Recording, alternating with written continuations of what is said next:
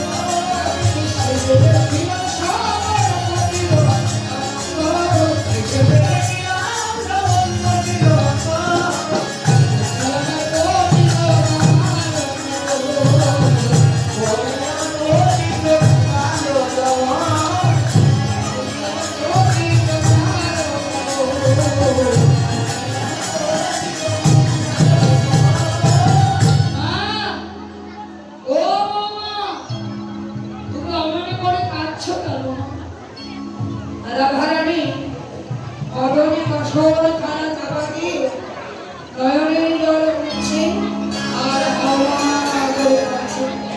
আজাদ ভক্তি মানব অন্যরকম, আমরা যেমন করে পারি তেমন করে শাশুড়িকে তো ঘোরাতে হবে। অদনে কঠোর চাপা দিয়ে কাঁদছে, এমন ভাবে কাঁদছে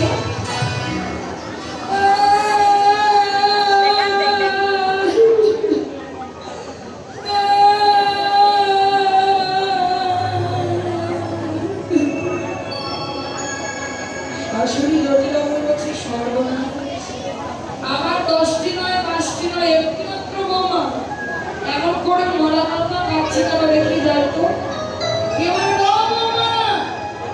কি হয়েছে মা, তুমি অমন করে কাঁদছো কেন? তোমার বিদ্যালয় থেকে কি কোনো দুঃসংবাদ এসেছে? মাথায় সাড়ে নিচ্ছে কোনো দুঃসংবাদ আসে, তাহলে আমার ছেলে আয়ান কিছু বলেছে? তাহলে দুষ্ট মেয়ে পুঠিয়া কিছু বুঝি বলেছে? তাহলে তুমি অমন করে কাঁদছো কেন মা? বৌমা, তুমি অমন করে কেন কাঁদছো? রাধারানী বলছে, মা আমি কি করে বলবো, সে কথা বলবো পাচ্ছি না। মায়ের কাছে এমন কোনো কথা আছে কি সাহায্যের প্রয়োজন হয়?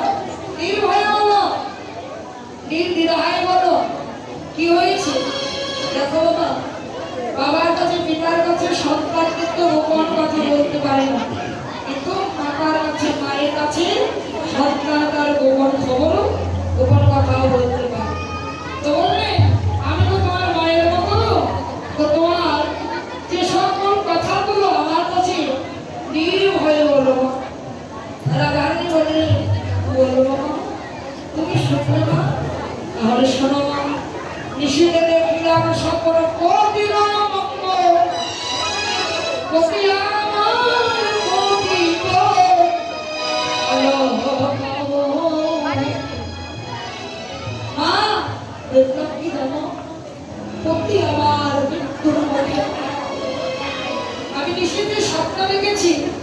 নিষিদ্ধে দেখিলাম সাগর মুক্তির অমঙ্গল কিছু।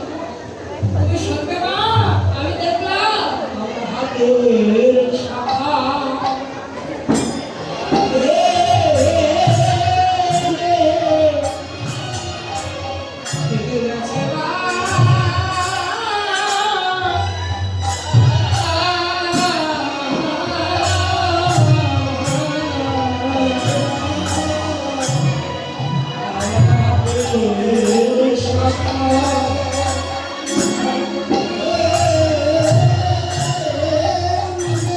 দল কয়টা আছে?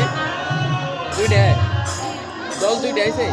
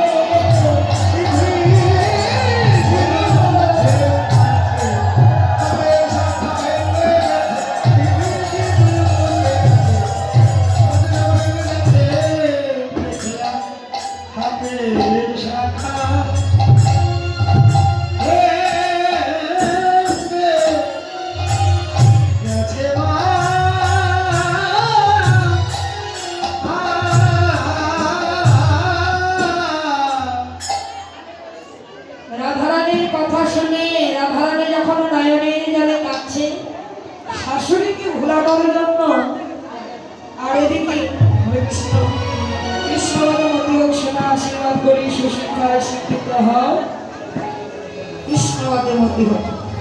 আর এমন করে ভক্ত সঙ্গ সাধু সঙ্গ করে বড় হয়ে ভক্ত সঙ্গ সাধু সঙ্গ করে যেন সাধে মানব জীবন ধন্য করতে পারে। জয়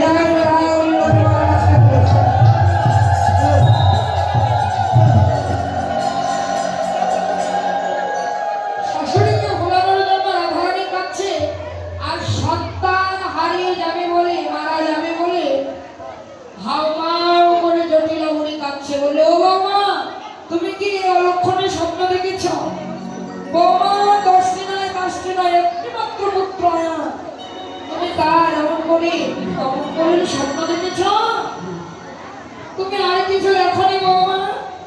বললেন মা এই স্বপ্ন দেখে কাঁদিতে কাঁদিতে আমি আবার ঘুমিয়ে পড়েছিলাম, কিন্তু শেষ রাত্রিতে ভোরবেলা আরো একটি সুস্বপ্ন দেখেছি মা। এই দুঃস্বপ্ন দেখবার পরে আবার একটি সুস্বপ্নও দেখেছি। চাতুরি করে জটিলা বলি বললে, বৌমা তার স্বপ্ন দেখে তুমি ঘুমিয়েছিলে না জেগেছিলে? দেখুন বাবা, এই পার্থিব জাগতিক জগতে যদি কেউ ভোরবেলা স্বপ্ন দেখে, স্বপ্ন দেখবার পরে যদি কেউ ঘুমায়, সেই স্বপ্ন মিথ্যে হয়। হ্যাঁ, আর যদি কেউ স্বপ্ন দেখার পরে জেগে থাকে, আর যদি তার ঘুম না হয়, না ঘুমায়, তাহলে সেই স্বপ্ন কি হয়? সত্য হয়। তো বললেন বাবা তুমি ওই স্বপ্ন দেখে তুমি ঘুমিয়েছিলে না জেগেছিলে? তো রাধারানী বুঝতে পারলে, মা আমি স্বপ্ন দেখে জেগেই ছিলাম মা। তো এইবার বলো সুস্বপ্ন কি দেখেছো? বলে শুনবে মা? তাহলে শোনো শোনো মা।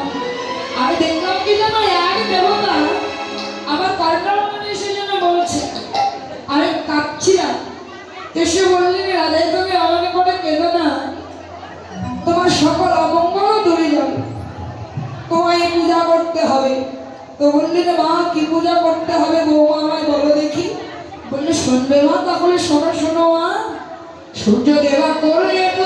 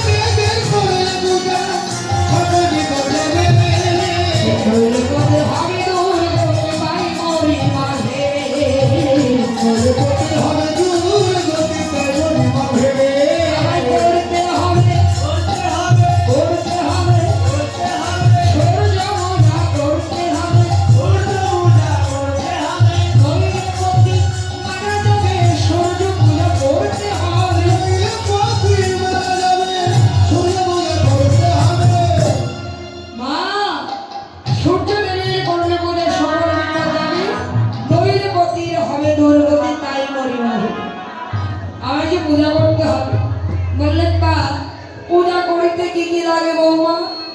তো বললেন কত অনেক কিছুই লাগে, ফুল লাগে, ফল লাগে, আরো মিষ্টি লাগে, নারীদের স্বাস্থ্যে অনেক কিছু লাগে, শাড়ি, ধুতি, গামছা, কোষা, কুশি, ঘর, হ্যাঁ, লাড়ু কড়ি ইত্যাদি ইত্যাদি লাগে। তো বললেন বৌমা যে সকল ঘরে আছে এগুলো সাজাতে লাগো, আর যেগুলো নাই সেগুলো আমি বাড়ি থেকে নিয়ে আসার ব্যবস্থা করি। বললেন মা তেল, সাবান, শ্রম, আগার এ সকলও নিয়ে আসবে। ঠিক আছে বৌমা, তুমি চিন্তা করো না। এবার রাধারানী কি করলে, সখীদের কাছে নিয়ে তুলসী বললেন আর বিলম্ব করছিস না কেন? সুবর্ণ সুযোগ যখন এসেছে অবহেলায় নষ্ট না করে এবার কাজে লাগা। এবার কি করলে, হরে কৃষ্ণ কৃষ্ণ কথা শ্রবণ করলে দান দক্ষিণা করতে হয়, তারপরে এবার পূজা। তো পূজা করতে গেলে বাবা পূজার ব্রাহ্মণে কিন্তু দক্ষিণা দান করতে হবে। তো আমার পক্ষ থেকে আমার পারিষদগণকে পাঠিয়ে দিলাম, আপনারা দক্ষিণা দান করবেন যারা ঢুকে যান।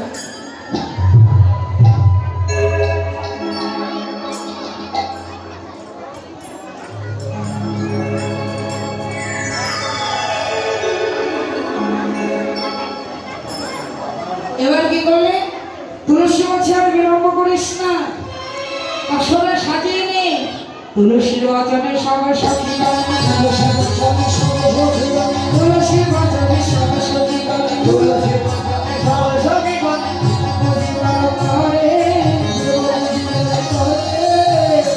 আচ্ছা আচ্ছা তোমরা ওঠো, মুদিবার ঘরে বিধিয়া গজল নামায় বহাল, বিধিয়া গজল নামায় বহাল, বিধিয়া গজল নামায় বহাল, নামায় বহাল, বহাল ঘরে চিনি কলম খোলার সলা, রেউড়ি কত কপিলা, ওরে গোয়া ঘরে বেড়া সর ঘরে, আছে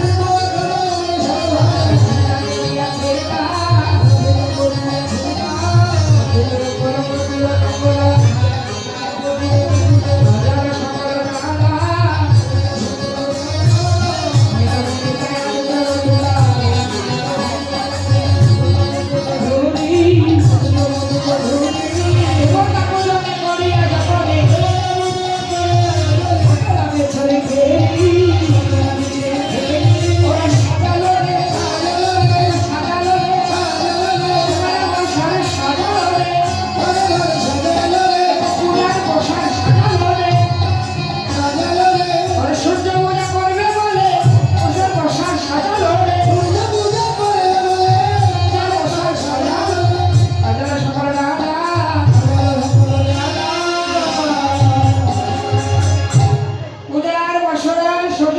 সাজাতে লাগিনি।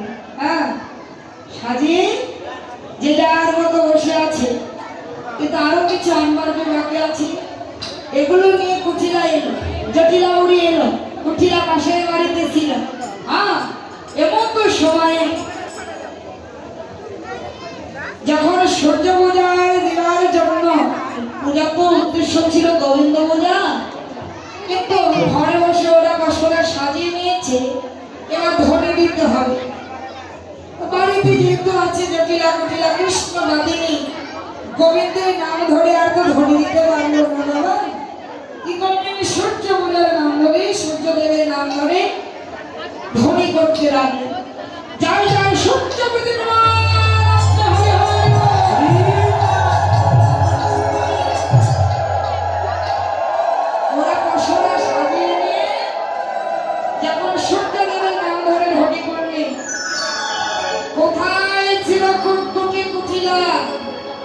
শয়তানি মাজায় কাপড় পেঁচে ঘুরতে ঘুরতে দৌড়ে একবারে ছুটে এলো রাধারানীর কাছে। এসে যায়,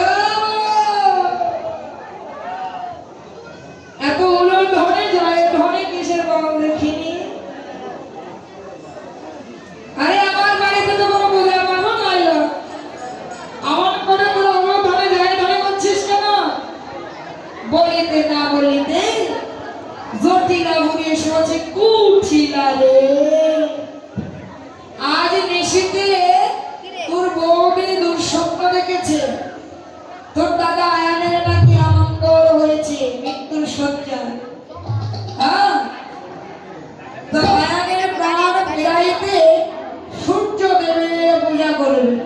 বললে মা সকলে মিথ্যে কথা, ওদের কথা তুমি বিশ্বাস করো না মা। আরে ও মা, তুই আমার মাকে কি জাদু করেছিস লো? হ্যাঁ, যে তোর কথায় আমার দাদা তো একেবারে ভুলে গেছে, তাকে তো বশ করে রেখেছিস। তো তুই কি জাদু জানিস লো যে আমার মাকে জাদু করে তুই বশ করতে চাস? বল দেখিনি। ও মা, তুই ওর কথা বিশ্বাস করিস না। বলছে দেখ কুচিলা, তোর যদি সন্দেহ হয় তাহলে তুই জানো বলে। ললিতা বললে রাধে, কুঠিলা যদি সত্যি যায় মনের বাঞ্ছা তো পূর্ণ হবে না। বলছে দেখ বিপদে গোবিন্দ গোবিন্দ প্রাণ, গোবিন্দই রাখিবে অভাগিনী দাসীর মা। হ্যাঁ, তো এমন করিস না, চল আমরা চলে যাই। তো কুঠিলাকে বললে কুঠিলা তাহলে বনে যাবি যদি চল। বললে দেখ আমায় বাদ রেখে ওই বনে গিয়ে কেষ্ট ছোড়া করে করবি তা হবে না। আমি দেখবো তোরা বনে গিয়ে কান বুঝিস না ঘন বুঝিস। চল এবার চল। বললি কি তোদের সবাই যাই বনে দেখি বাবু দেখা।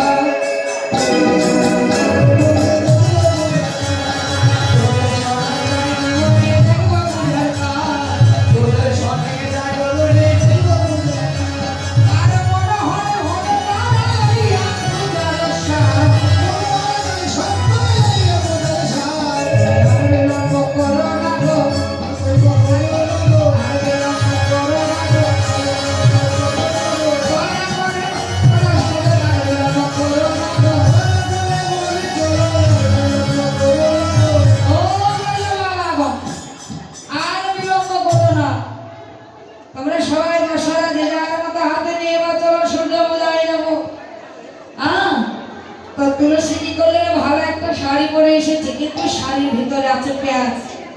কেন? কুঠিলায় যে ভেজালা মানুষ। হ্যাঁ, তো কাপড় পরার ভঙ্গিমা উপরে তুলে রাখবে দিবে, এটা তার অভ্যাস। আবার এই কাপড়ের শাড়ির আঁচলে এরকম পেঁয়াজ দিবে। ওর কথায় পেঁয়াজ, অন্তরে পেঁয়াজ, কাপড়েও এরকম পেঁয়াজ হয় না। তো বললে চলেছে ওরা কাপড়টা পরেছে এত সুন্দর করে, কিন্তু প্যাঁচ দিয়েই পরেছে, তো কোনো দুঃখ নাই। এবার বললেন সবাই মিলে চল যাই সূর্য পূজার মন্দির। পশারাগুলো মাথায় নিয়ে সবাই আনন্দে চলেছে নৃত্য করতে করতে। যেমন পদকর্তা পদের অভিপ্রায় করে বলে আজও চলো রে রাধাবে নৌ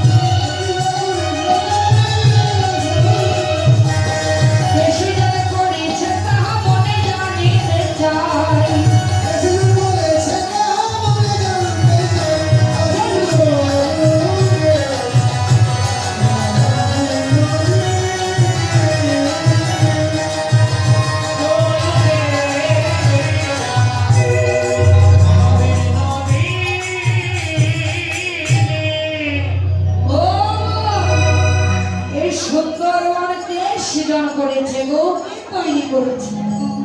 এহেন সুন্দর বন রাশির ঝিল, এহেন সুন্দর বন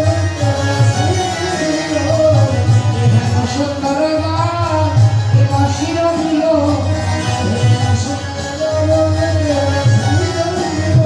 কোথায় মানুষ সত্যিকার প্রতিদান বলো?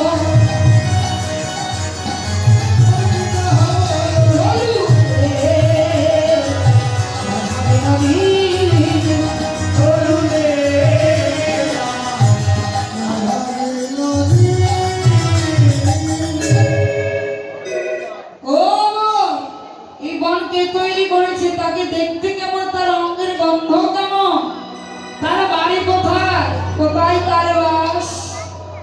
হ্যাঁ, রাধারানী বললি শুনবি ঠাকুরজি, এই বন যে তৈরি করেছে তার ভয়ঙ্কর চেহারা, বিশাল দৈত্যের নয়।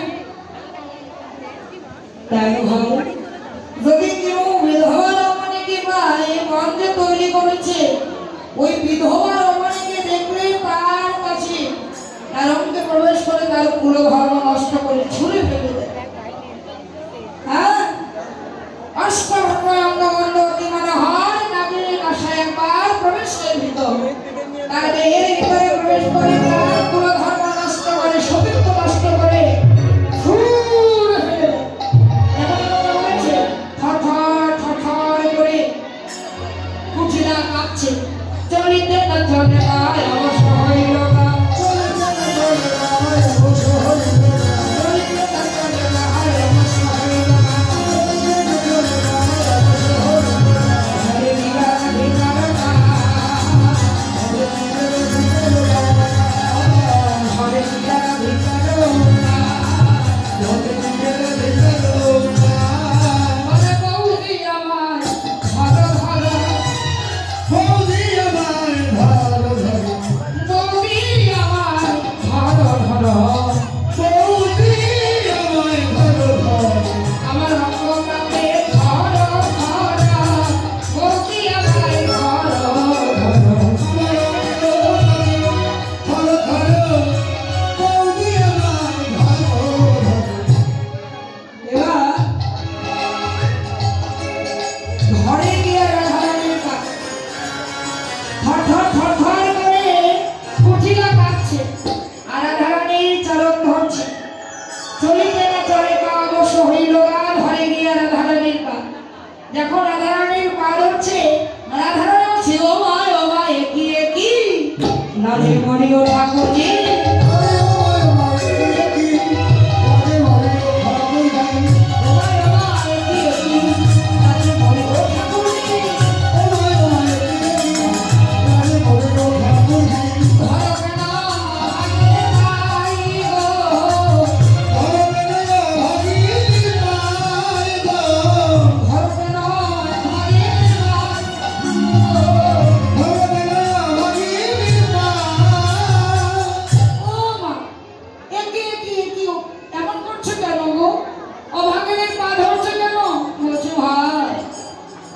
যে কথা শোনালে আর বলে যাব না। ওই বড় দেবতা যদি আমার দেহ মাঝে প্রবেশ করে আমার সতীত্ব নষ্ট করে, আমি চাই না আর যেতে। তোরা বনে গিয়ে তোরা করে সহ্য মজা করে ঘরে চলে যা। এবার পটটা দেখিয়ে দে। রাধারানী কি করলে দেখবি সতীগণ, এই তো কুঠিরাকে তাড়ানোর একটি পথ তৈরি হলো।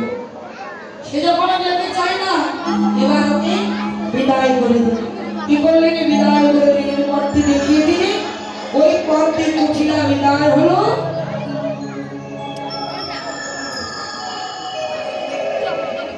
যখন চলে গেল, সমস্ত সতীবৃন্দ সূর্য পূজার মন্দিরে সবাই দাঁড়ালেন। দাঁড়িয়ে এবার একটি ঝরনা নির্মাণ করলেন। দেবতী একটা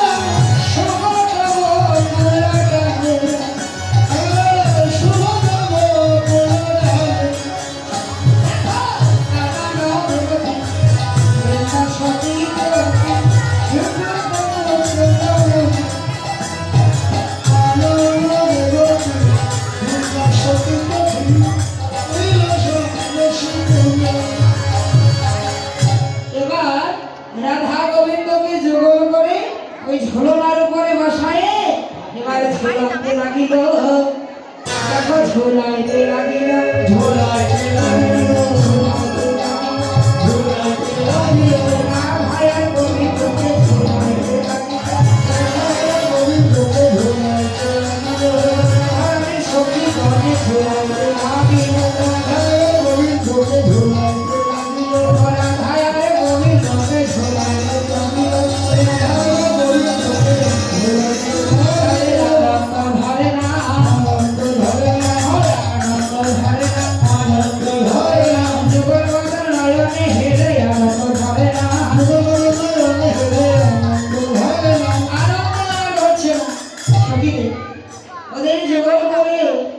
জীবনে বসায় ঝোলনার উপরে বসায় দিয়ে ঝোল দিয়ে বৃন্দাবনে তো আর দুষ্ট লোকের অভাব নাই বাবা।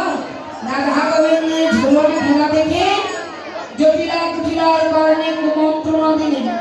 জটিলা কুটিলা ঘরে কি করছে, ঘরে বউকে পাঠিয়ে দিয়েছে কৃষ্ণ ছোড়ার সঙ্গে ঝোলন খেলা করতে। বলে আরে আমাদের বৌমা গেছে সূর্য পূজা করতে, বলছে সূর্য পূজা ছাই করছে দেখে এলাম। বলে গিয়ে কৃষ্ণ ছোড়ার সঙ্গে দোলনায় বসে দোল খাচ্ছে গো।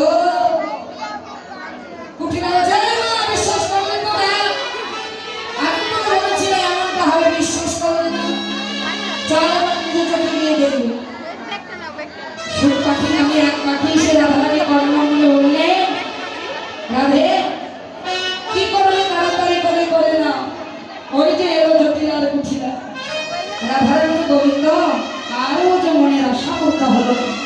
বললো কেন হলো, হবে না।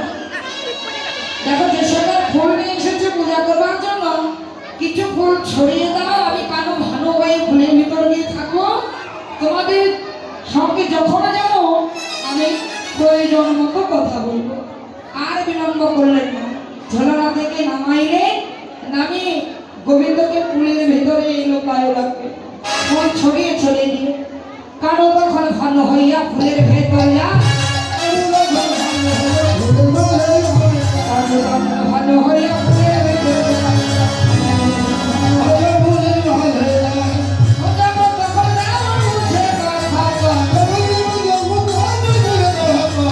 বুঝে কথা কই তো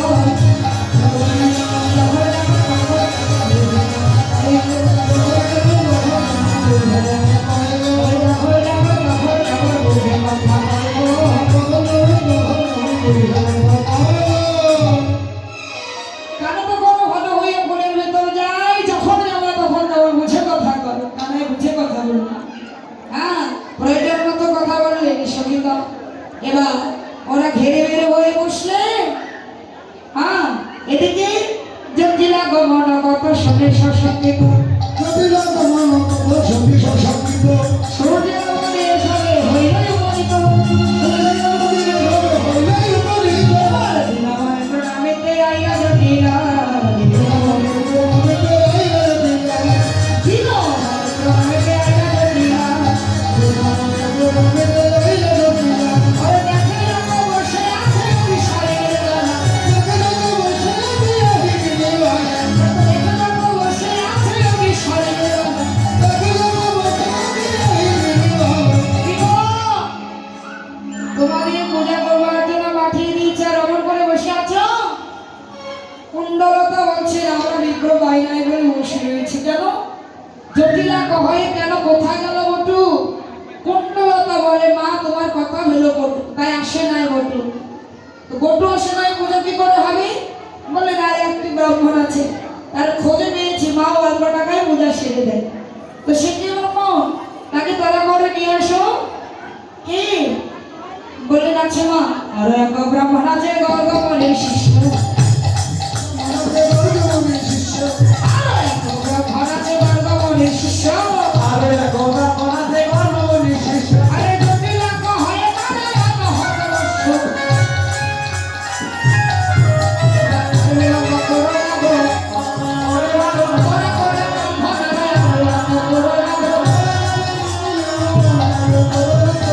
কুণ্ডল কাটা ব্রাহ্মণ আনিতে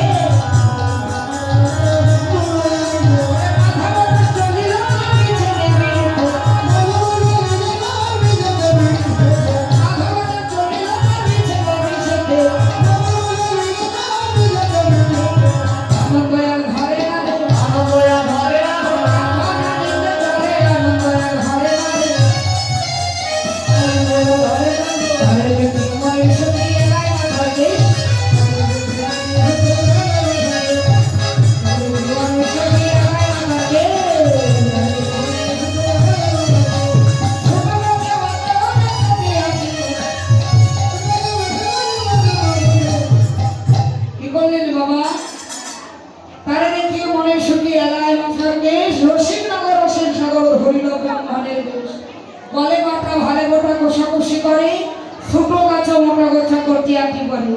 এবার ব্রাহ্মণে এসে সাজলে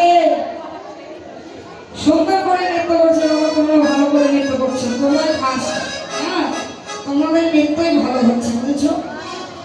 আর ওইরকম করে নৃত্য করলে হবে, ওকে সহজ দিতে হবে। হ্যাঁ, যেটা যেভাবে নাচছো না ওটাই সুন্দর। হ্যাঁ, আমি নাচছি, আমার নাচলে একবারে পচা, আর তোমাদের নৃত্যগুলো ভালো হচ্ছে, বুঝতে পেরেছো? এবার ব্রাহ্মণের এসে আবার গোবিন্দ কি করলে, ওই কুলের ভেতর থেকে চিন্ময় দেহ ধারণ করে আবার ব্রাহ্মণের এসে সেজে আসছে। এবার ব্রাহ্মণ ঠাকুর যখন এলো, সখীগণ সবাই মিলে ব্রাহ্মণকে দেখে এবার যা কিছু এনেছিল তা ব্রাহ্মণকে দিয়ে এবার ব্রাহ্মণ বরণ করে নিল। ব্রাহ্মণ বরণ করে নিল, ব্রাহ্মণ বরণ করে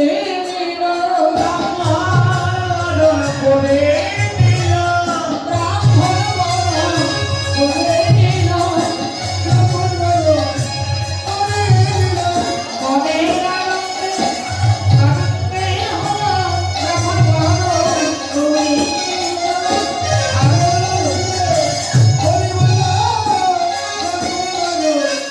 করে নিল। এবার আনন্দে বিভোর হয়ে ব্রাহ্মণ বরণ করে নিল। ব্রাহ্মণকে এবার নিজেই পূজায় বসে।